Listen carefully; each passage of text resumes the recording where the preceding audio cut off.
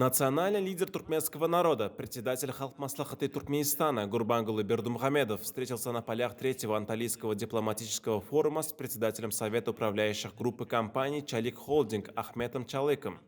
Герой Аркадак отметил, что взаимодействие между нашими странами охватывает различные направления, в том числе энергетику, текстильную промышленность, строительство и другие отрасли. Так, компании Чалик Холдинг, построенные и введены в эксплуатацию, оснащенные новейшими технологиями объекты здравоохранения, производственной и энергетической сфер, имеющих большое значение для Туркменистана. А электростанция комбинированного цикла мощностью 1574 мегаватта, которая будет построена на побережье Каспия, позволит нарастить экспорт туркменской электроэнергии в соседние и другие страны. Далее национальный лидер туркменского народа, председатель Халк-Маслахаты Туркменистана Гурбангулы Бердумухамедов встретился с председателем правления компании «Ренессанс Холдинг» Эрманом Илджаком. В ходе встречи констатировалось, что многолетнее плодотворное туркмено-турецкое сотрудничество по линии частного сектора вносит большой вклад в расширение двустороннего торгово-экономического партнерства.